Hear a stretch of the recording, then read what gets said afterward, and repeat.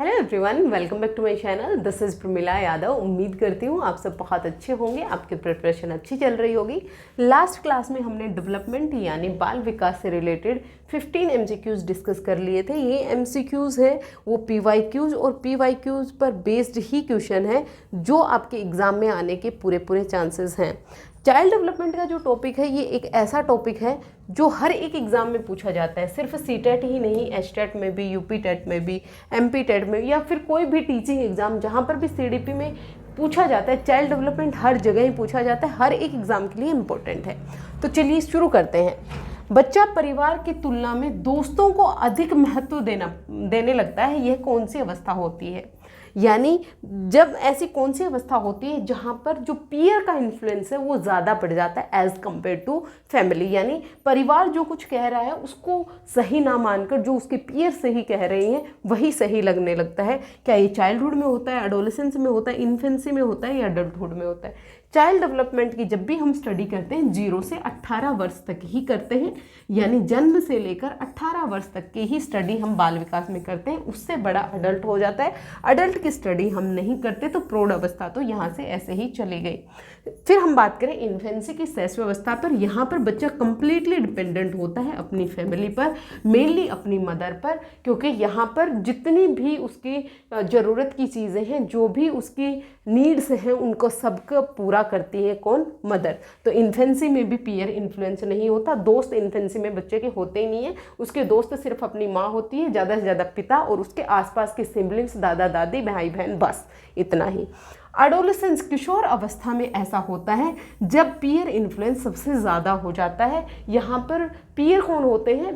बच्चे के उसी की क्लास में पढ़ने वाले, उसी की एज के जो दोस्त होते हैं वो पीयर होते हैं। बच्चे को लगता है जो उसके दोस्त हैं वही सही कह रहे हैं, जो उसके दोस्त हैं वही उसे समझते हैं, उसका परिवार उसे समझता नहीं है। क्योंकि यहाँ पर बच्चे में बहुत सारे चेंजेस आते हैं। जब बच्चा एडोलेसेंस में आता है तो उसमें फिजिकल चेंज भी आते हैं, इमोशनल चेंज भी आते हैं, क्योंकि हार्मोनल चेंजेस हो रहे होते हैं। हार्मोनल चेंजेस के कारण बच्चे में बहुत सारे यहाँ पर चेंजेस आ रहे होते हैं। उसे लगता है कि उसको पेरेंट्स उसे नहीं समझ रहे हैं, क्योंकि कभी तो उसे फील कराया जाता है कि वो बड़ा हो गया है, वो अपने काम खुद करे, कभी उसे फील कराया गया है कि अभी वो उतना भी बड़ा नहीं हुआ है कि सारे डिसीजन वो खुद ले। तो इसीलिए इस स्टेज को स्ट्रेस एंड स्ट्रोम की स्टेज भी कहा था स्टेनले हॉल ने।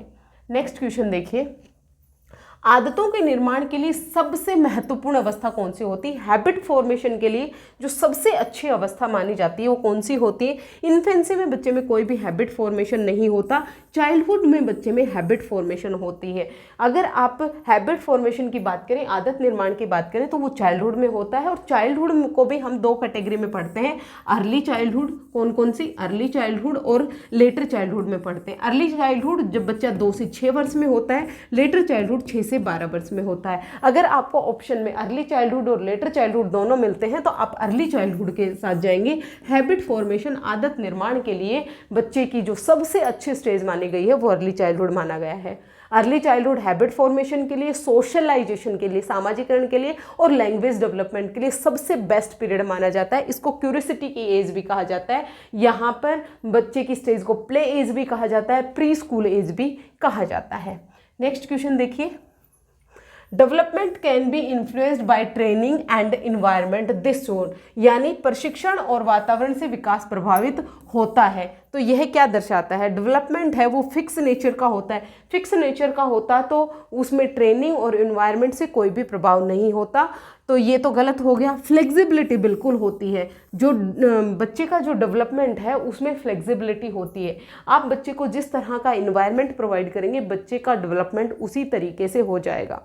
वुडवर्थ कहते हैं कि आप मुझे 2 बच्चे दीजिए, आप चाहें तो मैं उस बच्चे को संत महात्मा भी बना सकता हूँ, चाहें तो उस बच्चे को आप चोर डकैत भी बना सकते हैं। ये सिर्फ और सिर्फ इन्वायरमेंट का इन्फ्लुएंस होता है कि बच्चे को आप किस इन्वायरमेंट में रखते हैं। 2 जुड़वा बच्चों का भी नेचर डिफरेंट हो सकता है अगर उनको डिफरेंट इन्वायरमेंट में रखा जाए। तो फ्लेक्सिबिलिटी होती है डेवलपमेंट में। अब जिस तरह का इन्वायरमेंट बच्चे को देंगे, बच्चे को जिस तरह का प्रशिक्षण देंगे, बच्चे का डेवलपमेंट है वो उसी तरीके का हो जाएगा। डेवलपमेंट सिक्वेंशियल बिल्कुल होता है, ये बात बिल्कुल ठीक है, लेकिन इस कॉन्टेक्स्ट में सीख नहीं है। डेवलपमेंट का प्रिंसिपल कहता है कि जो डेवलपमेंट है वो एक फिक्स सीक्वेंस में होता है, ऑर्डर में होता है, क्रम में होता है। इसका मतलब क्या है कि बच्चे पहले बच्चा बैठना सीखेगा, फिर बच्चा घुटने के बल चलेगा, फिर बच्चा खड़ा होगा, फिर बच्चा चलना सीखेगा। दुनिया के हर एक कोने का बच्चा इसी तरह से डेवलप होता है। ऐसा नहीं है कि कोई बच्चा जन्म लेते ही पैदल चलना शुरू कर दिया, ऐसा नहीं होता है। कॉन्टिन्यूटी बिल्कुल, ये भी प्रिंसिपल ठीक है कि बच्चे का जो डेवलपमेंट है वो कॉन्टिन्यूस चलता रहता है, निरंतर चलता रहता है, लाइफ लॉन्ग प्रोसेस है, जन्म से लेकर मृत्यु तक चलता रहता है। प्री नेटल स्टेज में, प्रसव पूर्व अवस्था में ही बच्चे का डेवलपमेंट है वो होना शुरू हो जाता है। माँ के गर्भ में ही बच्चे का विकास होना शुरू हो जाता है। गर्भ से लेकर कब्र तक डेवलपमेंट है वो चलता है। गर्भ से लेकर कब्र तक बच्चे का डेवलपमेंट है वो चलता है। हालांकि गर्भ में माँ के गर्भ में जब बच्चा होता है तो मेनली फिजिकल और कॉग्निटिव डेवलपमेंट होता है। सोशल डेवलपमेंट नहीं होता, मोरल डेवलपमेंट नहीं होता, लैंग्वेज डेवलपमेंट नहीं होता। अगर हम पर्टिकुलर किसी टाइप ऑफ डेवलपमेंट की बात करेंगे तो वो बात अलग है। अगर हम वूल की बात करें तो बच्चे का डेवलपमेंट है वो गर्भ से लेकर कब्र तक लगातार चलता रहता है। रेट में कम या ज़्यादा हो सकता है लेकिन चलता रहता है। बच्चा आत्म केंद्रित सोच दिखाता है। यह कौन सी स्टेज होती है? ईगोसेंट्रिक यानी सेल्फ सेंटर्ड स्टेज होती है। ईगोसेंट्रिक स्टेज का मतलब क्या है? बच्चा सारी दुनिया का केंद्र खुद को मानता है। वो चल रहा है और वो चलते चलते सन को देखता है, वो कहता है कि मैं चल रहा हूँ, मेरे पीछे पीछे सन चल रहा है, मैं चल रहा हूँ, मेरे पीछे मून चल रही है। यानी वो सारी दुनिया का केंद्र खुद को मानता है। खुद जिस पर्सपेक्टिव से सारी दुनिया को देखता है उसे लगता है कि बाकी दुनिया भी उसी पर्सपेक्टिव से सबको देखती है। दूसरों को पर्सपेक्टिव को नहीं समझ पाना, सिर्फ अपनी थिंकिंग दूसरों पर थोपना ही ईगोसेंट्रिक स्पीच होती है, ईगोसेंट्रिक थिंकिंग होती है। ईगोसेंट्रिक थिंकिंग की बात कौन करते हैं? पियाजेट करते हैं। कौन करते हैं? पियाजेट। अहम केंद्रित होता है कि बच्चे में ईगोसेंट्रिज्म पाया जाता है, अहम केंद्रिता पाई जाती है। सारी दुनिया का हीरो वही है, जो उसे अच्छा लगता है वह सारी दुनिया को अच्छा लगना चाहिए, जो उसे अच्छा नहीं लगता वो सारी दुनिया को भी अच्छा नहीं लगना चाहिए। तो ये कौन से स्टेज में होता है? ये प्री ऑपरेशनल स्टेज में होता है, जब बच्चा अर्ली चाइल्डहुड में होता है, जब बच्चा 2 से 6 वर्ष में होता है। इनको आप इस तरह से रिलेट करके चलेंगे ना तो आपकी डेफिनेटली सारी चीजें क्लियर होंगी। अच्छा, अर्ली चाइल्डहुड की बात आई तो इसका टाइम पीरियड कब होगा? 2 से 6 होगा। पियाजेट की थ्योरी के अनुसार इसकी जो स्टेज है वो कौन सी स्टेज होगी? प्री ऑपरेशनल स्टेज होगी, पूर्व संक्रियात्मक अवस्था होगी। पूर्व संक्रियात्मक अवस्था में बच्चा क्या दिखा रहा है? ईगोसेंट्रिक थिंकिंग दिखा रहा है, यानी आत्म केंद्रित कर रहा है। उसमें बच्चे में लेक ऑफ कंजर्वेशन पाया जाता है, यानी संरक्षण की कमी पाई जाती है। उसमें बच्चे में सेंट्रेशन पाया जाता है, यानी एक ही चीज पर वो फोकस कर पाता है। उसमें थिंकिंग में रिवर्सिबिलिटी नहीं पाई जाती, यानी इरिवर्सिबिलिटी ऑफ थिंकिंग पाया जाता है। इसमें एनिमिज्म पाया जाता है, यानी जीववाद पाया जाता है। इसे लगता है कि जो इसके टैडी हैं, जो इसकी डॉल है, इसमें भी जीवन है, इनको भी भूख लगती है, इनको भी प्यास लगती है। ये सब कैरेक्टरिस्टिक आपके दिमाग में एक बार में क्लिक होंगी। कब होंगी? प्रैक्टिस से होंगी। जितने ज्यादा क्वेश्चन आप प्रैक्टिस करेंगे उतनी ही आपकी किसी भी टॉपिक को लेकर पकड़ बनती जाएगी। नेक्स्ट क्वेश्चन देखिए, बच्चा चलना सीखता है, कुछ शब्द बोलता है और माँ से जुड़ाव दिखाता है। यह कौन सी स्टेज में होता है? देखिए, आप यहीं से पकड़ लेंगे। बच्चा चलना सीखता है, बच्चा कौन से स्टेज में चलना सीख रहा है? इन्फेंसी में चलना सीख जाता है। लगभग 1 साल का बच्चा, 15 महीने का बच्चा, 18 महीने का बच्चा चलना सीख जाता है। फिर उसके बाद कुछ शब्द बोलना सीखता है। शब्द भी कब बोलता है बच्चा? इन्फेंसी में बोलना है। लगभग 1 साल का बच्चा है वो एक शब्द बोलने लगता है। धीरे धीरे बच्चे की वोकैब बढ़ने लगती है और माँ से जुड़ाव महसूस करता है। माँ से ही वो ज़्यादा रिलेटेड होता है, क्योंकि माँ ही उसकी सारी चीज़ें पूरी कर रही है। तो माँ अगर उससे दूर जाएगी तो बच्चा सेपरेशन एंजाइटी भी दिखाएगा। यहाँ पर बच्चा अपनी सेंसेस से सीखता है, सेंसेस टीचर होती है ना। तो यहाँ पर बच्चा गोल डायरेक्टेड बिहेवियर करने लगता है, यानी कोई चीज़ उसे दिख रही है तो वो उसके पास जाएगा और उसको उठा लेगा। यही गोल डायरेक्टेड बिहेवियर होता है। तो ये बच्चा कब शो करता है? इन्फेंसी में। इन्फेंसी का टाइम पीरियड कौन सा होता है? 0 से 2 वर्ष होता है। नेक्स्ट क्वेश्चन देखिए, development is not uniform. This means, यानी डेवलपमेंट है वो समान नहीं होता। इसका अर्थ क्या होता है? डेवलपमेंट है वो सीक्वेंस में होता है, ये बात हम पढ़ चुके हैं, क्योंकि डेवलपमेंट है वो हर एक बच्चे में सेम सीक्वेंस में होता है। डेवलपमेंट की नॉट यूनिफॉर्म यानी सेम स्पीड होती है, uneven rate in different areas होती है। नॉट डेवलपमेंट या सेम आउटकम, सेम आउटकम नहीं होती, नॉट डेवलपमेंट नहीं होता। बच्चों में डेवलपमेंट की स्पीड सेम नहीं होती। कोई बच्चा है वो जल्दी चलना सीख जाता है, कोई बच्चा डिले चलना सीखता है, कोई बच्चा बहुत जल्दी बोलना सीख जाता है, कोई बच्चा धीरे बोलता है। किसी बच्चे के दांत बहुत जल्दी आ जाते हैं, कोई बच्चा के दांत हैं वो बाद में आते हैं। कोई बच्चा बहुत जल्दी पढ़ना सीख जाता है, कोई बच्चा धीरे पढ़ना सीखता है, कोई बच्चा बहुत जल्दी लिखना सीख जाता है, बच्चा धीरे, यानी रेट में डिफरेंट होता है, सेम रेट में नहीं होता। तो uneven rate in different areas, बच्चे के जो डेवलपमेंट के एरियाज हैं डिफरेंट डिफरेंट, उनकी रेट है वो अनइवन होती, गति है वो अनइवन होती है। नेक्स्ट क्वेश्चन देखिए, भाषा विकास के लिए सबसे संवेदनशील अवस्था कौन सी होती है, मैं अभी आपको डिस्कस कर चुकी हूँ। भाषा के डेवलपमेंट के लिए, सोशल डेवलपमेंट के लिए, हैबिट फॉर्मेशन के लिए सबसे ज़्यादा जो सेंसिटिव टाइम पीरियड होता है वो अर्ली चाइल्डहुड होता है, प्रारंभिक बाल्यावस्था होती है। मोस्ट इंपॉर्टेंट क्वेश्चन है, बहुत बार सीटेट एग्जाम में पूछा गया है, चाहे तो आपसे सोशल डेवलपमेंट के लिए क्रूशियल टाइम पीरियड पूछे, चाहे हैबिट फॉर्मेशन के लिए पूछे, चाहे लैंग्वेज डेवलपमेंट के लिए पूछे, हर एक ये जो क्वेश्चन है बार बार रिपीट होते हैं अर्ली चाइल्डहुड से। तो अर्ली चाइल्डहुड को आपको बहुत अच्छे से समझना है। नेक्स्ट क्वेश्चन है, बच्चा जल्दी रोता है और जल्दी परेशान हो जाता है, किस विकास का समर्थन चाहिए? यानी बच्चे की जो इमोशंस है वो बहुत ज़्यादा फ्रीक्वेंट है, बहुत जल्दी रोने लग जाएगा, बहुत जल्दी हंसने लग जाएगा, बहुत जल्दी परेशान हो जाएगा, तो बच्चे की इमोशनल डेवलपमेंट से रिलेटेड होते हैं। जब बच्चे की संवेग से रिलेटेड, कोई भी फीलिंग से रिलेटेड, जब बच्चा इन्फेंसी में होता है तो उसकी जो इमोशंस हैं बहुत ज़्यादा अनस्टेबल होते हैं। अभी बच्चा रो रहा है, आप उसको एक टॉफ़ी दे दे, तुरंत चेंज हो जाएगा, तुरंत हंसने लग जाएगा। अभी बच्चा खेल रहा है, खेलते खेलते वो गिर गया तो तुरंत रोने लग जाएगा। आपने उसे गोद में उठाया, तुरंत वो चुप हो जाएगा। ये क्या है, उसके इमोशन बहुत ज़्यादा फ्रीक्वेंट होते हैं, बहुत जल्दी चेंज होते हैं। जैसे जैसे बच्चा बड़ा होता है वैसे वैसे उसके इमोशंस हैं वो स्टेबल होने लगते हैं। और इन्फेंसी की तरह ही बच्चा बिहेव करता है, कब? किशोर अवस्था में।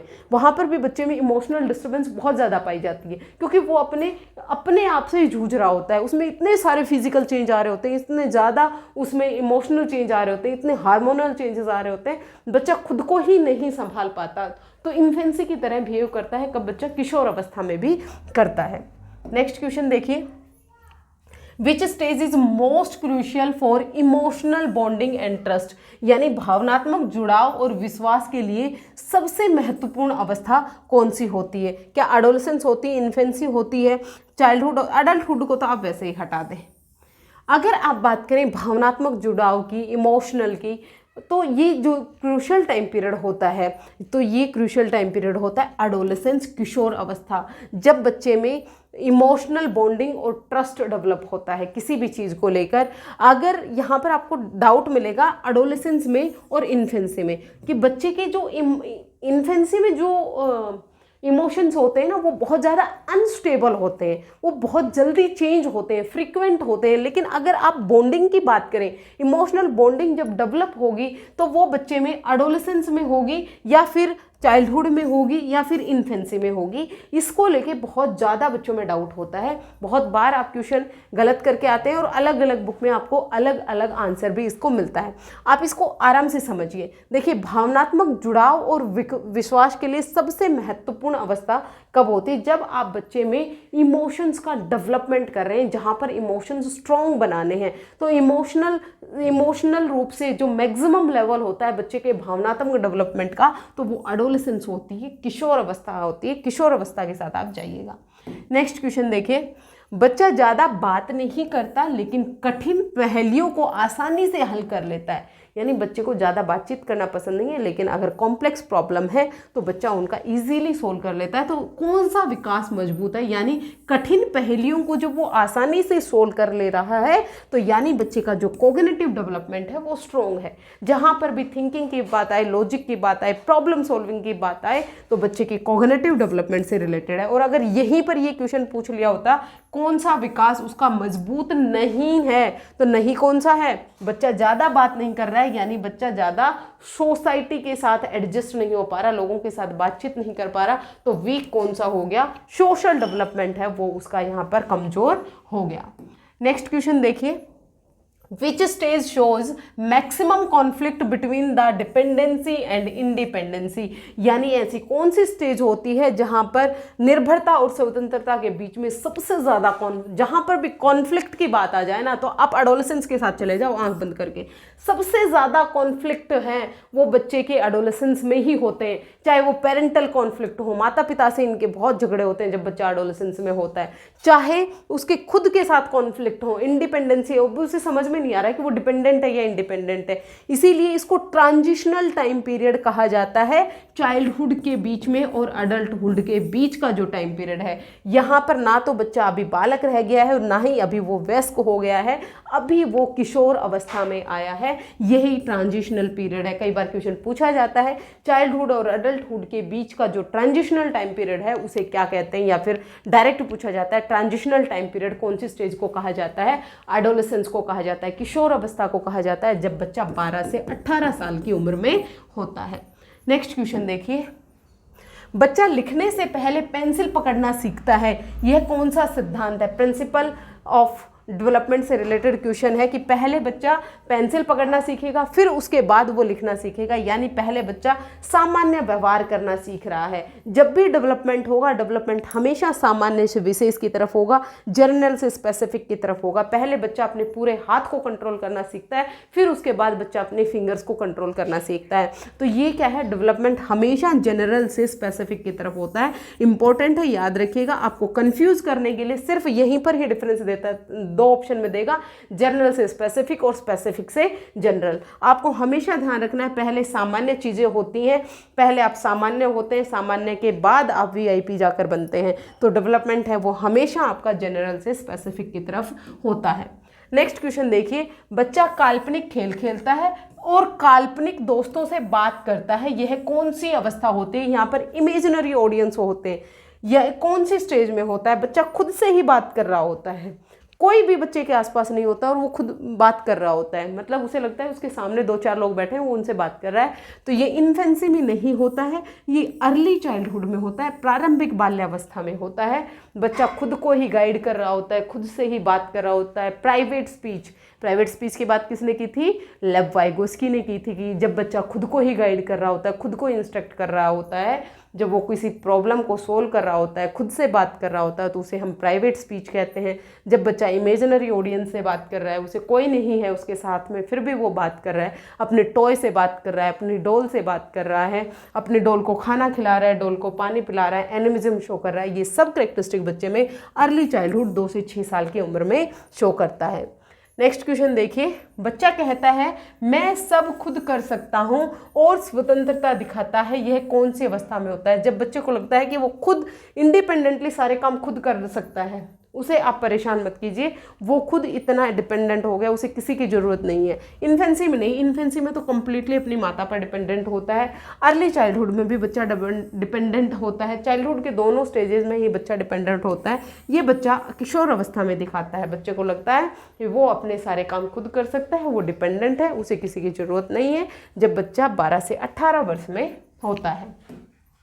नेक्स्ट क्वेश्चन देखिए, Which stage is categorized by rapid emotional changes and instability? जहाँ पर बच्चे की भावनात्मक बदलाव और अस्थिरता सबसे ज़्यादा कहाँ पर होती है, यानी जो उसके इमोशंस है वो बहुत ज़्यादा अनस्टेबल होते हैं। ये कब होता है? जब बच्चा इन्फेंसी में होता है। अभी मैंने आपको बताया कि बच्चे के जो इमोशंस हैं वो बहुत ज़्यादा फ्रीक्वेंट होते हैं, बहुत जल्दी चेंज होते हैं, ये इन्फेंसी में होता है। नेक्स्ट क्वेश्चन है, बच्चा तार्किक सोच शुरू करता है लेकिन अभी भी ठोस उदाहरण पर निर्भर है, यानी जो चीज़ें उसके सामने प्रेजेंट है, मूर्त जो चीज़ें प्रेजेंट है, आप उसके सामने ट्रायंगुलर शेप रखें, स्क्वायर शेप रखें, आप रेक्टेंगुलर शेप रखें। जब चीज़ें सामने प्रेजेंट है तो उनको देखकर बच्चा बताएगा कि ये ट्रायंगल है, ये स्क्वायर है और ये रेक्टेंगल है, ये छोटा है, ये बड़ा है, ये देखकर बता पाता है। लेकिन जो चीज़ें उसके सामने प्रेजेंट है उनकी रिप्रेजेंटेशन उसके दिमाग में नहीं बन पाती। ये कौन से स्टेज में होता है? जब बच्चा चाइल्डहुड में होता है। और चाइल्डहुड कौन सा चाइल्डहुड? जब बच्चा लेटर चाइल्डहुड में होता है, बाद के बाल्यकाल की अवस्था 6 से 12 वर्ष में जब बच्चा होता है, तो बच्चा जो चीज़ें उसके सामने प्रेजेंट है, मूर्त चीज़ों पर तो अपना चिंतन लगा पाता है लेकिन अमूर्त चिंतन नहीं कर पाता। अमूर्त चिंतन है वो बच्चा कब कर पाता है? जब वो फॉर्मल ऑपरेशनल स्टेज में, एडोलेसेंस में होता है, औपचारिक संक्रियात्मक अवस्था में होता है। नेक्स्ट क्वेश्चन है, विकास सामान्य से विशेष की ओर होता है, इसका अर्थ क्या होता है? चाइल्ड लर्न डिटेल्स फर्स्ट, इसका मतलब तो कुछ नहीं है कि पहले बच्चा डिटेल सीखता है। Child learn broad movements after fine skills. Development stops after a stage. Development कभी भी स्टॉप नहीं होता है, ये तो बात ही गलत होगी। डेवलपमेंट कॉन्टिन्यूस चलने वाली प्रक्रिया है। Growth is random. ग्रोथ कभी भी रैंडम नहीं होती, ग्रोथ हमेशा सिक्वेंशियल होती है। ग्रोथ की बात करें चाहे डेवलपमेंट, ग्रोथ का मतलब है फिजिकल डेवलपमेंट। ग्रोथ का मतलब क्या होता है, फिजिकल डेवलपमेंट। ग्रोथ है वो एक नैरोवर टर्म है और डेवलपमेंट है वो एक ब्रॉडर टर्म है। ये फिजिकल डेवलपमेंट है, इसके साथ अगर आप जोड़ दें सोशल, इसके साथ जोड़ दें इमोशनल, इसके साथ जोड़ दें मोरल, इसके साथ जोड़ दें कॉग्निटिव, इसके साथ जोड़ दें लैंग्वेज, तो ये कंप्लीट डेवलपमेंट बनता है। फिजिकल डेवलपमेंट एक पार्ट होता है, ग्रोथ है वो एक पार्ट होती है डेवलपमेंट की। ग्रोथ या फिजिकल डेवलपमेंट कभी भी रैंडम नहीं होता, ये हमेशा सीक्वेंस में होता है। तो ये क्या है, पहले बच्चा बड़े मूवमेंट सीखता है, फिर उसके बाद फाइन स्किल सीखता है। यानी इसका मतलब क्या हुआ, पहले बच्चा पूरे हाथ से किसी पेंसिल को पकड़ेगा, फिर वो फिंगर से पेंसिल को पकड़ना सीखता है। पहले बच्चा बॉल फेंकना सीखता है, फिर बच्चा लिखना सीखता है। तो ये क्या है, पहले बच्चा ग्रॉस मोटर स्किल सीखता है, फिर उसके बाद फाइन मोटर स्किल सीखता है। ग्रॉस मोटर स्किल का मतलब जहाँ पर आपकी लार्जर मसल्स का यूज होता है। पहले बच्चा अपनी लार्जर मसल्स का यूज करना सीखता है, फिर उसके बाद बच्चा अपनी स्मॉलर मसल्स का यूज करना सीखता है। यही है कि डेवलपमेंट है वो जनरल से स्पेसिफिक की तरफ होता है। डेवलपमेंट यूनिवर्सल होता है, सार्वभौमिक होता है। दुनिया के कहीं का भी बच्चा हो, हर एक बच्चे में डेवलपमेंट होता है, हर एक बच्चे में लर्निंग होती है। डेवलपमेंट है ये कॉन्टिन्यूस चलने वाली प्रक्रिया है, लगातार चलने वाली प्रक्रिया है, कभी भी नहीं रुकती है। डेवलपमेंट है वो गर्भ से लेकर कब्र तक चलती रहती है। डेवलपमेंट सीक्वेंस में होता है। डेवलपमेंट को आप प्रेडिक्ट कर सकते हैं, अनुमान लगा सकते हैं। डेवलपमेंट है वो रैंडम नहीं होता, फिक्स्ड सीक्वेंस में होता है। डेवलपमेंट में फ्लेक्सिबिलिटी होती है। डेवलपमेंट 6 टाइप का होता है। कौन कौन सा, शारीरिक होगा, मानसिक होगा, सांवेगिक हो गया, भाषिक हो गया, नैतिक हो गया और सामाजिक हो गया। हर तरह का डेवलपमेंट है वो एक साथ होता है। डेवलपमेंट होलिस्टिक होता है, डेवलपमेंट इंटीग्रेटेड होता है, यानी जितने भी टाइप के डेवलपमेंट है सारे एक दूसरे से जुड़े हुए हैं। होपफुली डेवलपमेंट से रिलेटेड आपके डाउट्स क्लियर हुए होंगे। अगर आपको थ्योरी करनी है तो चैनल पे मैंने थ्योरी भी करवा रखी है, आप वहाँ पर चेक कीजिए, आपको ज़रूर आपके सारे डाउट क्लियर होंगे। होपफुली आपको क्लास पसंद आई होगी। आज के लिए इतना ही, मिलते हैं फिर से। Thank you very much.